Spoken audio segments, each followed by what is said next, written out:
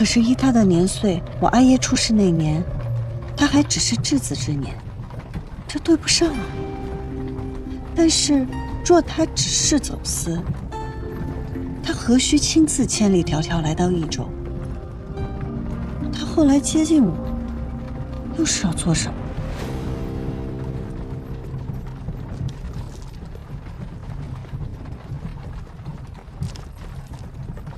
不用急，这些事呢，交给我去查，交给我去管。夫人，可还有更要紧的事情？什么？杨家的妖魔鬼怪，可不好对付着呢。夫人，你要小心了。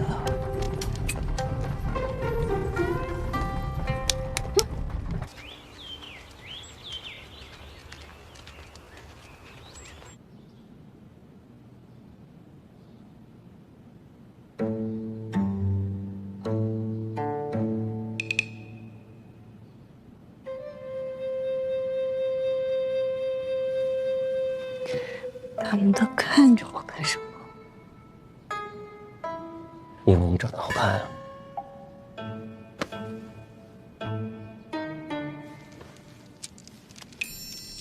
哎呀，阴下这三郎，这是家宴。你当了这个督察之后，你这官威太大了啊！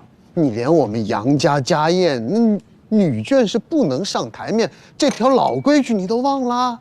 这便是你与督察说话的态度吗？哎呦呵，这是家宴，不是你警官府，这就是你跟长辈说话的态度啊！杨敬林，你是忘了小时候我怎么揍你的了吧？不是，你说话吃饭就吃饭，你别拿筷子指着我，今天。啊，行了，一家人就不能和和气气的吃顿饭吗？啊？三郎的媳妇儿刚嫁过来，咱们家饭桌上也不缺这副碗筷嘛。最主要的是，让他借这个机会，认识认识宗亲长辈们。可别家的媳妇儿也没这个礼数啊。再者讲，三郎的媳妇儿嫁过来也不光彩，也没资格登这二字堂。哟，夫人，你看这筷子是什么迂腐老木头做的呀？怎么轻轻一放就断了？没事吧？没事吧？啊，我去换一双筷子。哎，三郎说他吃好了，阿公阿家各位叔伯，我们就先告退了。茵茵，你先坐下。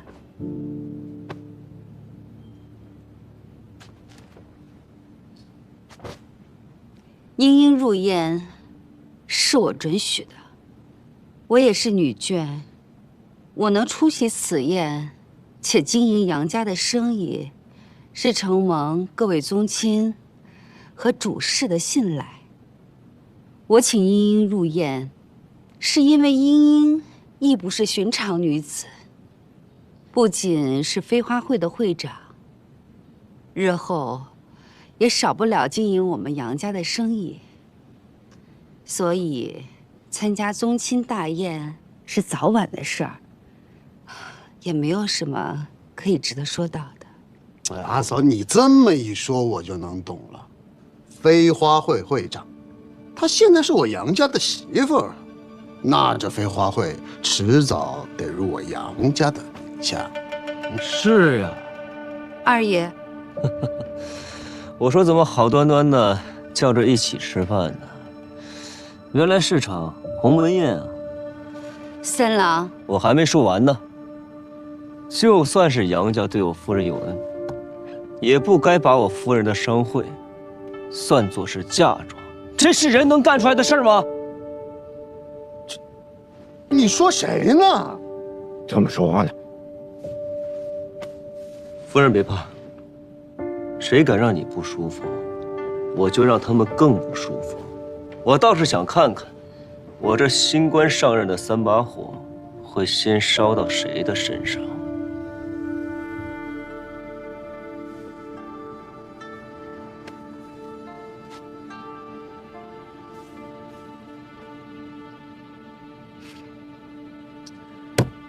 没意思啊，这菜一看就难吃。夫人，要不我们走吧？阿公阿家，各位叔伯，我们真的告退了。乌烟瘴气，你说什么？杨英兰，大哥，你看他这什么态度呀？就是他说谁乌烟瘴气？这个饭吃的确实是没什么意思，不吃了。大郎，先送阿姨回去休息。是。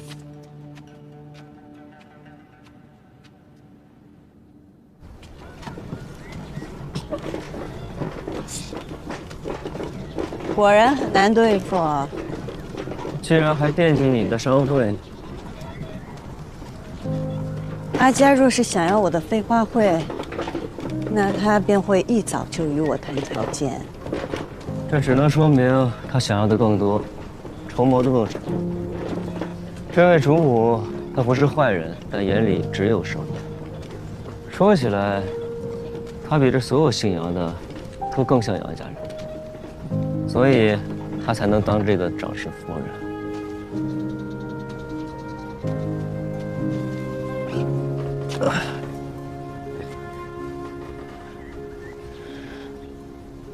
做生意最重要的是信誉，就算阿家有自己的筹谋，我相信他会与我公平交易的。可是这杨家是个大家族啊！哎呀，在家族里生存和做生意是一样的。一开始就给出最差的态度，这往后你稍有退步，他们就会觉得你体谅懂事。一开始你就给出最好的态度，稍有不慎，他们就会觉得你离经叛道，忘恩负义。你以前是不是吃过很多苦？有些教训只有摔了跤才能学会的。才没有。我知道这些是因为我聪明。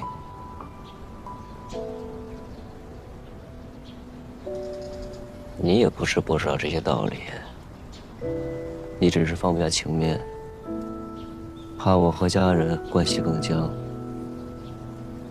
才没，我这是先礼后兵。我信。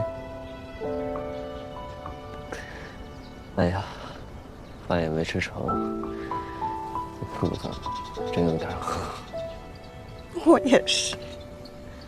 那要不然，我去给你做点吃的，你尝尝我的手艺。哎，我去给你做。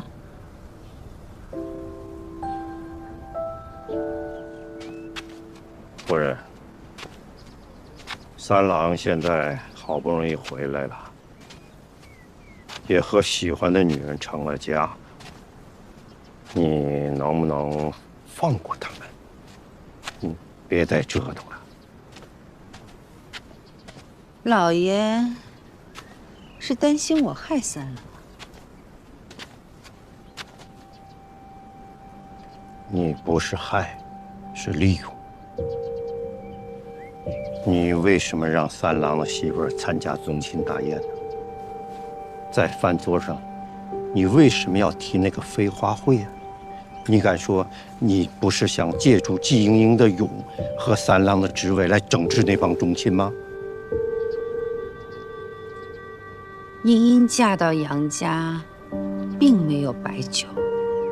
今天宗亲们都在，顺便认识一下，不为过。莺莺秀外慧中，她的才华老爷不知道，但日后你会知晓的。别人不知道，三郎抢了二郎的钱，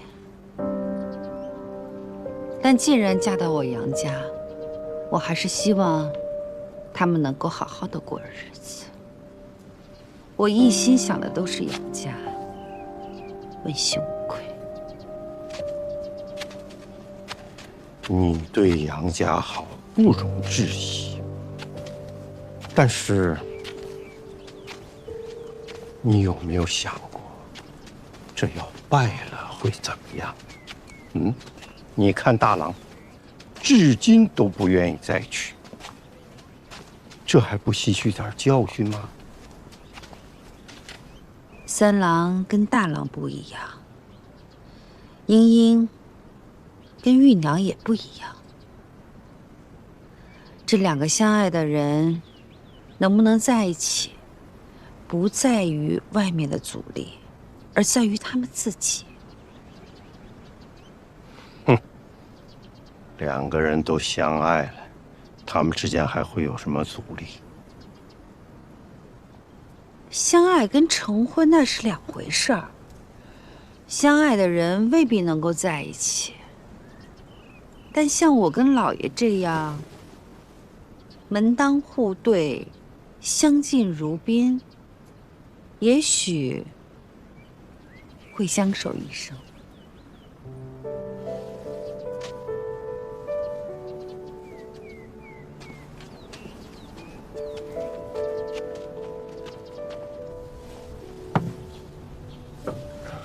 尝尝。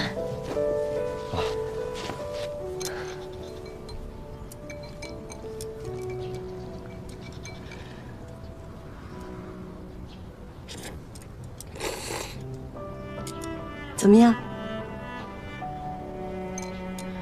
自从阿娘和师傅走了以后，你是第一个专门为我做饭的人。这面有家的味道。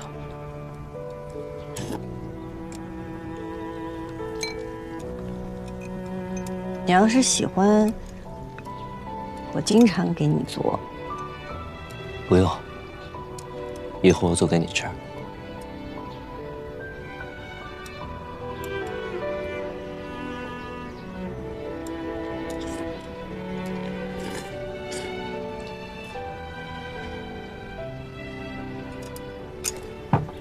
等着。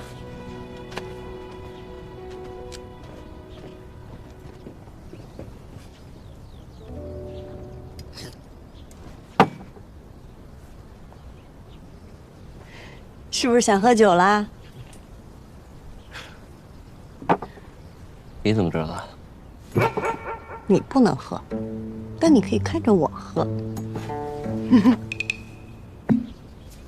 行，看着你喝。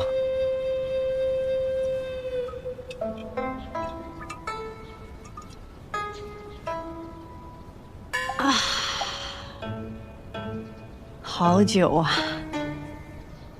谢。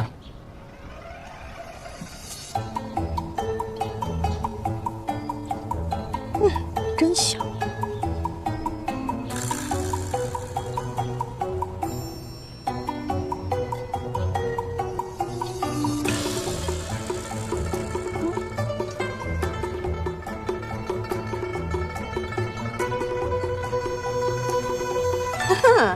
想得美。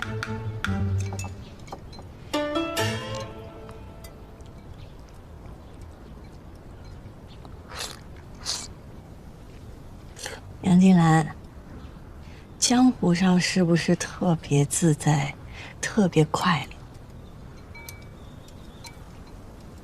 乐？你是不是特别不喜欢这里？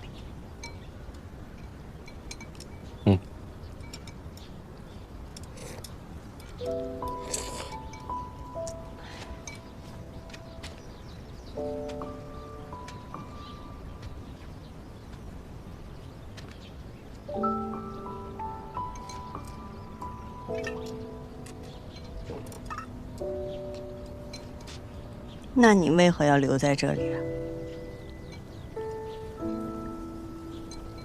为了你，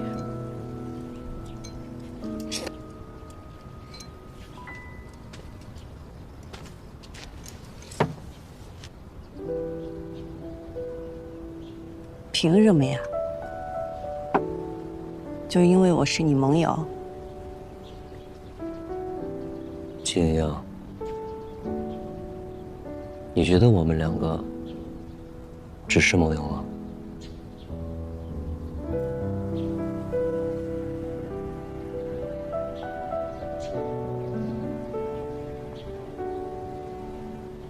你觉得我所做的这一切，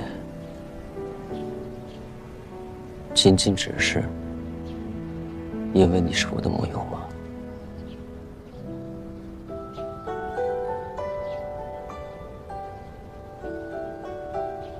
我不知道。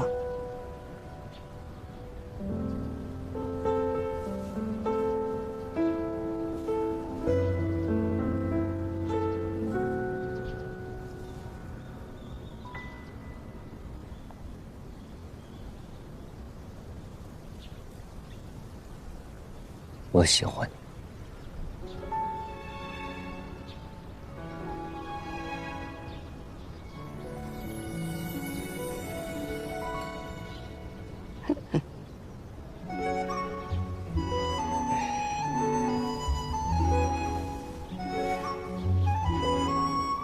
那你呢？啊？那你呢？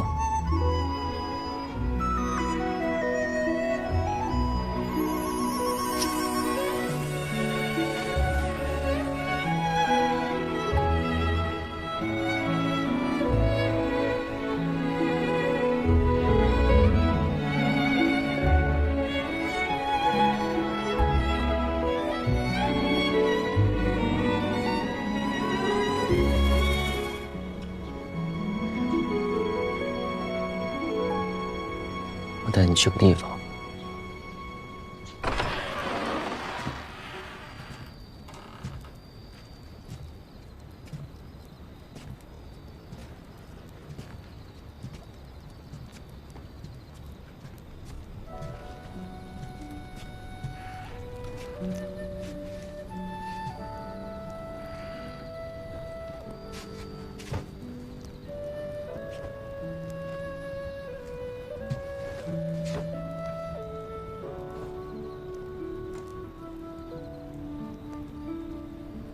我成婚了，我有家了。这是英英，是我的夫人，是我此生唯一的夫人。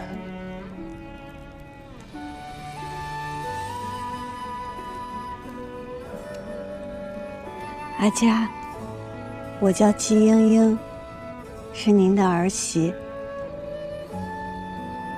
我知道三郎之前吃过很多苦，从今往后，我定让他珍重身体，日日开心。您在天之灵，便放心吧。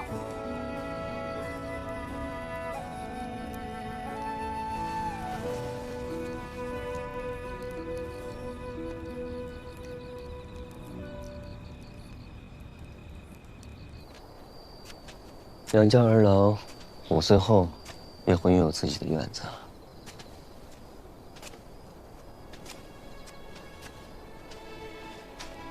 但是我每天还是会跑这里来，这是我在外唯一会想念的地方。这是鸟笼吗？是啊，这么大。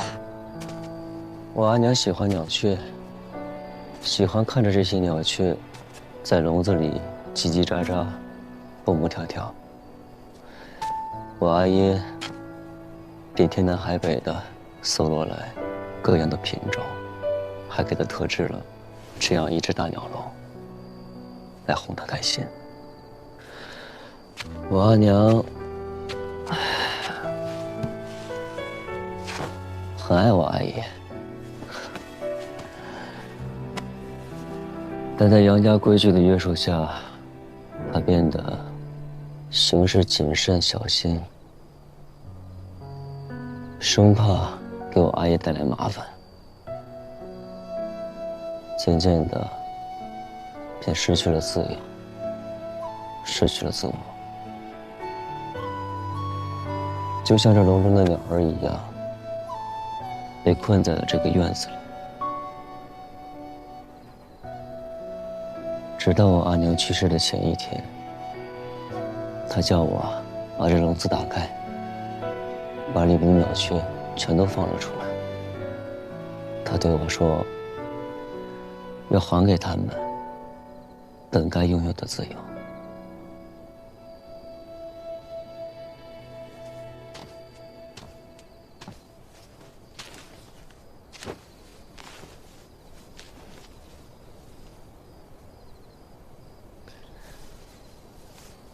明阳，我不会像阿姨一样，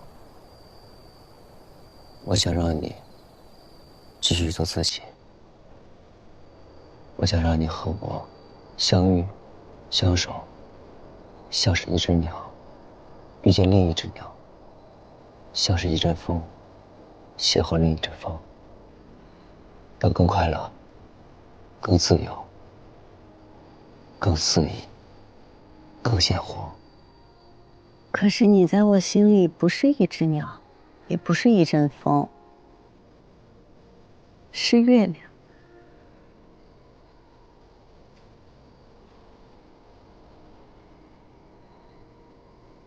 我这条夜路很长，原本打算自己一个人就走下去，可是不知从何时起，只要我一抬头，就能看到月亮。风霜雨雪，阴晴圆缺，他总是陪着我。他与我说过，要给我托底，从未食言。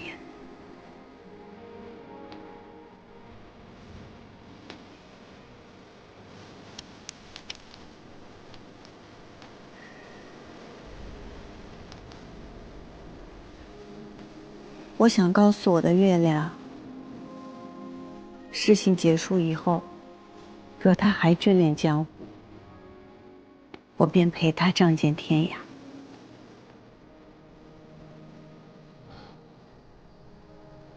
这千岁，可是那我不识抬举婉君夫人那条。是啊。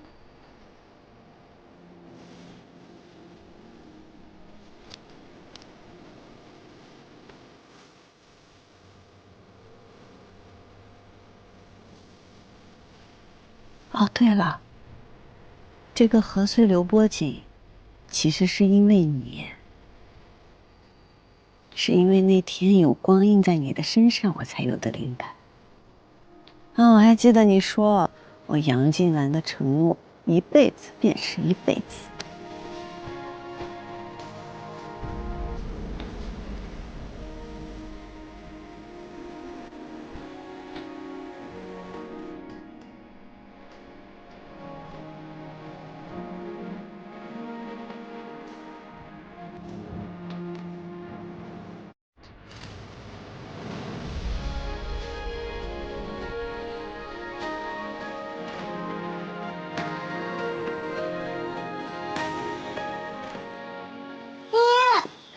哎，会长，这成亲之后第一次见你，这杨家办事仓促，爷都没闹上洞房。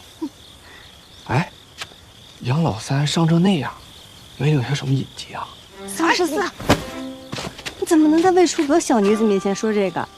对，他到底行不行啊？你闭嘴！行了，别闹了，我今日来是说正事的。平儿，你把大家都喊过来。好。再给我笑你！行不行？再给我笑你！别！我气死你！规矩，入袖未干，你懂得什么是规矩？什么风把二叔吹来飞花会了？杨家的风。三郎媳妇儿，这飞花会在你的名下不是？你又加入了杨家，那么从今日开始，飞花会就并入杨家了。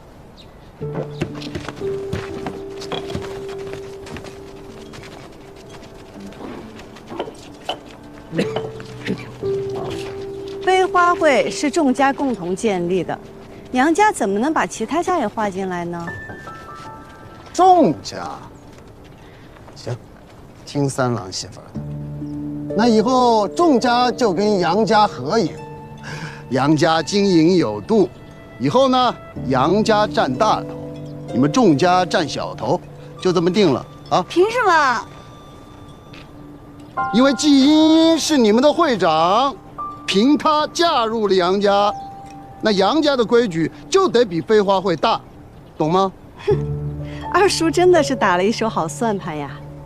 但是现在飞花会与我无关，新会长，您与他聊。二爷，我这样做，是希望飞花会能走得更远。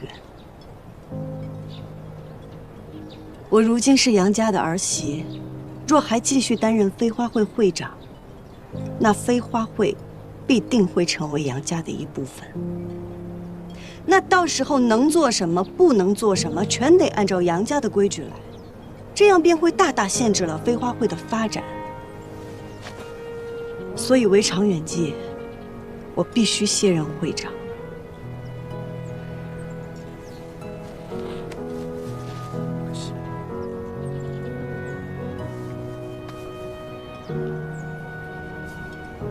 爷爷的顾虑是对的，就如同今日。你们也不想飞花会日后处处受到杨家人的辖制吧？好，便是你不在了，这飞花会，爷爷该罩着还罩着。好，那我们接下来最重要的，就是要选出我们飞花会的新会长。什么？会长？那这新会长必定也得是个才华横溢且能服众的人才行。哎呀，不光才华横溢，更要有担当，最好是出自书香门第，风流倜傥之人。那个各位如果信任爷的话，这会长之职啊，照你的意思，这个新会长也必须得姓桑才行，对吧？这样啊，我们飞花会什么事情都摆在明面上，向来开诚布公。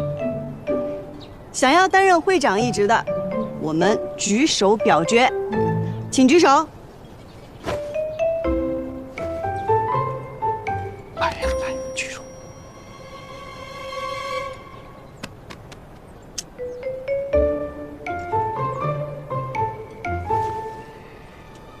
好，同意我阿兄担任会长的，请举手。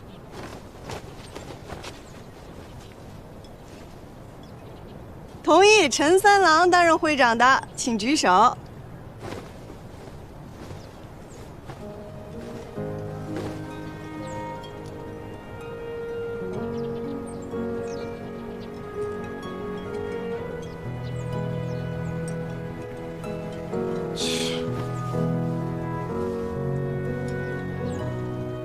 目前陈三郎的票数最高，所以由陈三郎来担任我们飞花会的新会长。我阿兄和平儿平票，那就由他们俩来担任副会长。新会长的决策，副会长若是不赞同，那这个决策便无效。三郎媳妇儿，你这就不妥当了吧？你都已经嫁入我们杨府了，那你的产业该怎么处置，得杨府说了算。你这不妥当吧？夫人没与我说过这些，三郎也未与我说过，怎么倒是二叔来教我这些规矩？难道杨家的规矩是二叔说了算？你少拿夫人压我！我告诉你，这可是在外人面前，我是长辈，你跟我顶。你伤的是杨家的脸面，那事儿可大了。冒昧的打断一下啊，杨二爷的来意可是在于我们飞花会的归属之事。对，你算是一个懂事儿的啊。哎呀，我知道你们和我们家三郎媳妇的关系很好，你们若是不想看着他以后在杨府被欺负，趁早归顺了我。啊，我当然了，在生意上呢，我对大家都是多有恩惠，好不好？哎呀，杨二爷真是慷慨啊！我这做了新会长，确实应该做出一点变革啊。那就请杨二爷怎么来的就怎么回去吧。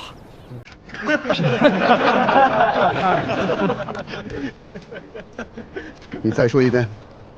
哎呀，我差点忘了，这事儿啊，我一个人说了还不算，还得问一下我的2位副会长啊，还有我们飞花会的成员们，同不同意我的决定啊？同意！怎么来的？同意！整个益州城都清楚，杨家是杨夫人说了算。您在杨家是什么地位，我不清楚。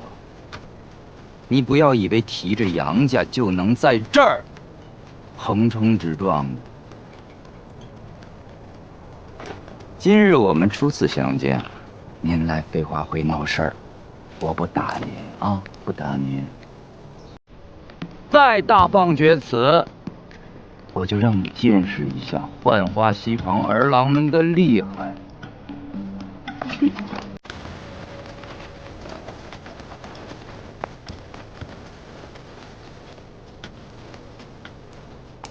三郎媳妇，你给我等着！你在外面这么欺负你二叔，杨府不会饶了你。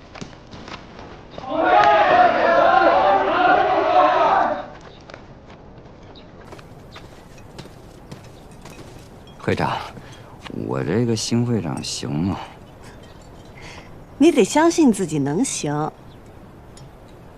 从今往后，飞花会的会长只有陈三郎，没有季英英。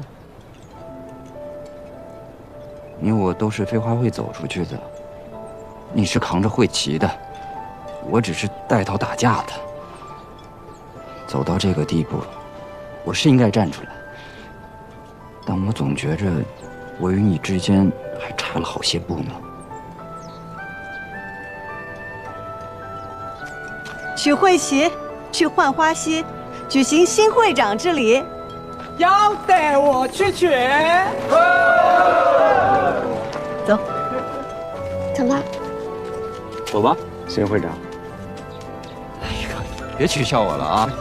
哎，十字，别吃醋了，下次你当。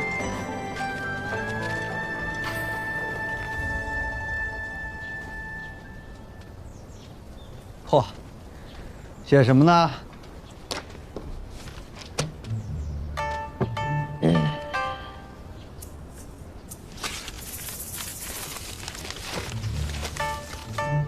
杨静兰，男，益州人士，少时喜骑马，好舞剑。怎么？在写自己的罪状？他想更深入的了解我，我呢也想告诉他，我们2个现在这算是彼此靠近。你们这都已经成婚了，还想怎么靠近？这成了婚，反而有些话都不好说。不管怎样，祝你们琴瑟和鸣，白首偕老。成婚只是权宜之计。权宜之计？怎么？你想悔婚，不想娶她了？你说什么呢？是这个意思吗？我的意思是说，即便是我娶了她，我也不能不在乎她的感受。我们2个成亲，那是感情的开始，不是感情的终点。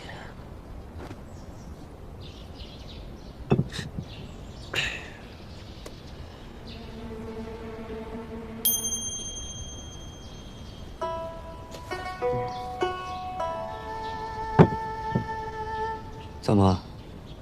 不喝了？玉掌柜可说了，这可是你最喜欢喝的酒。是啊，是我最喜欢喝的酒。但我夫人也说了，她不让我喝。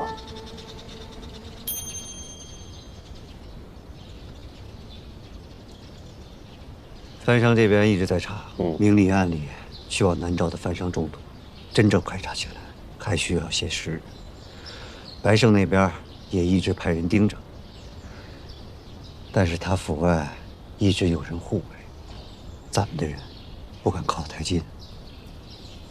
诸葛，你再派人去到南诏，找高兄帮我取样东西回来。什么东西？揭下某人的狼皮，一个让他原形毕露的东西。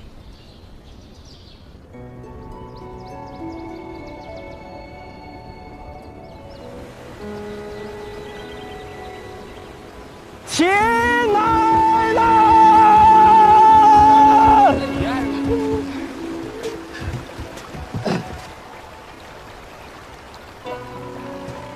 当初我们聚在一起，是被大染户逼得走投无路，是为了求一条生路。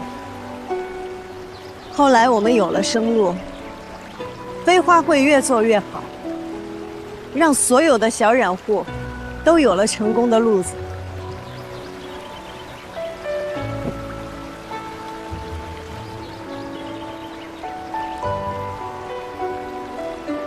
陈三郎，如今我把飞花会会长一职交给你。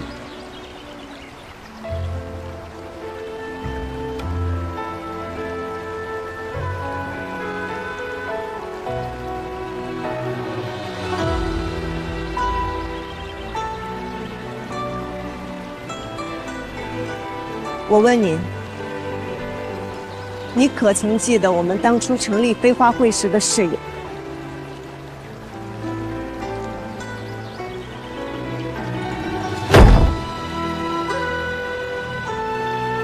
我们绝不以出身论英雄，绝不固步自封，绝不攘内排外。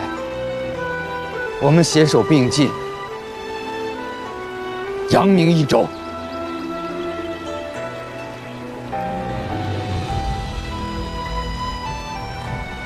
我做成的事，你也做成了。接下来，你可以立你自己要立的规矩。从今往后，飞花会永远为你留有一席之地。既英英若有求，飞花会定鼎力相助。我让你立飞花会的规矩，没让你对我讲义气。既英若有求，飞花会定鼎力相助。平儿。既英若有求，飞花会定鼎力相助。既英英若有求，飞花会定鼎力相助。既英若有求，飞花会定鼎力相助。既英若有求，飞花会定鼎力相助。好了。既英若有求。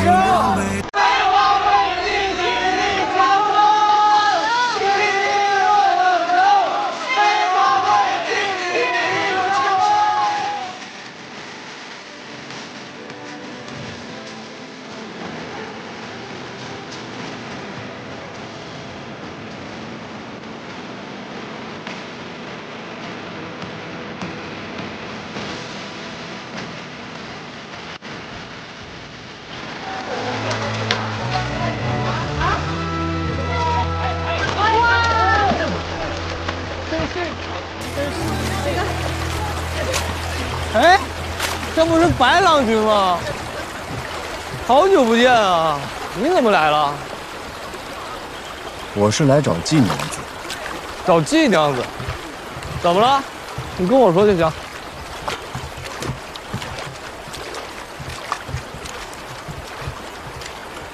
上次未能雪中送炭，今日特意过来致歉。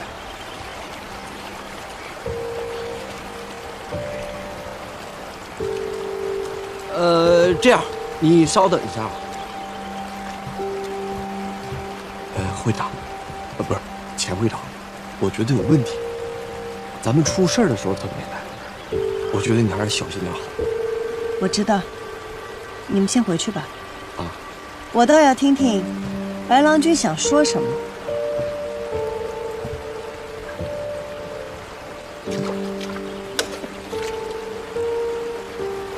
说吧，白郎君。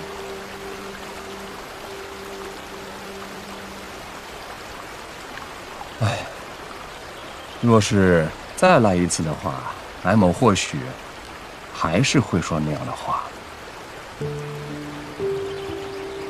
让我为奴？让你为奴？季娘子是不是误会了？白某从来就没有这个意思。果然，今日白郎君不是来道歉的。那白某呢，只不过是一介商人，这在商言商，白某怎么会跟这么好的生意伙伴撕破脸皮？再说了，在益州的锦业里，白某绕不过季娘子，季娘子也绕不过白某，那你我之间为何不握手言和呢？盛丰泽，白胜，他们会是同一个人吗？不可能啊！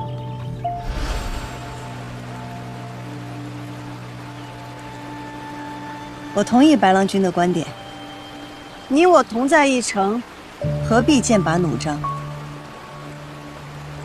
但是趁人之危的生意伙伴，我受不起。哎，这季娘子说这番话，有些让白某寒心了。白某只不过是开了一个价钱，季娘子没有同意罢了，何来乘人之危啊？更何况，白某对季娘子也有一半真心。哦，我知道了，今日白郎君来不是为了道歉，是为了表真心啊。好，茵茵在此谢过白郎君这一半真心。若没有其他事情，茵茵先告辞了。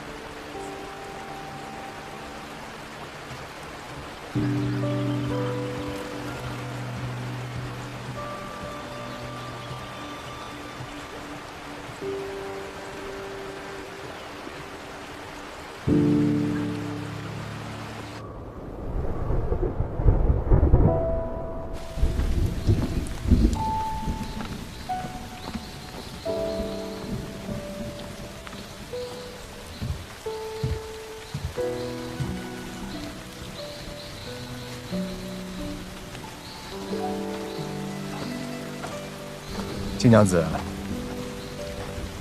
下雨了，不如白某送你回去啊。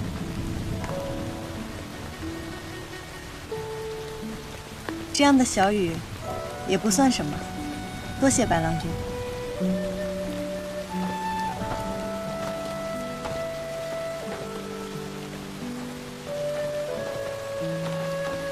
季娘子既然已经接受了白某的一半真心，那白某为季娘子打把伞挡个雨，应该不足为奇吧？夫人，下雨了，我来接你回去。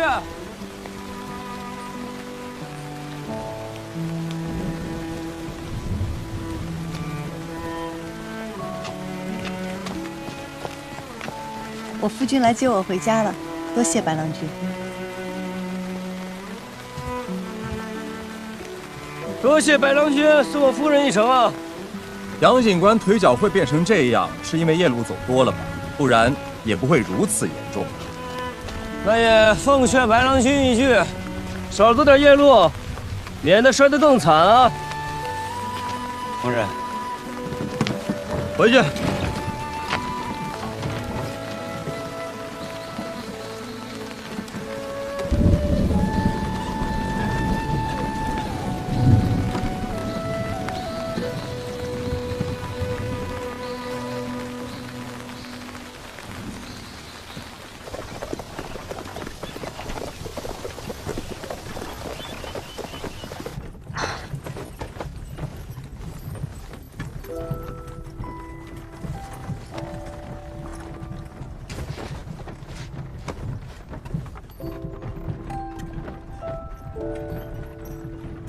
白胜很危险，你不该独自来见他。更不该再接近他了。我心里有数。白胜在明面上他还是个生意人，他以生意人的形象出现在益州，定然不是桩巧合。既然如此，我在这件事上还有用武之地。你还打算继续跟他做生意？那个白胜，要我说，比起生意，他怕是对你更感兴趣。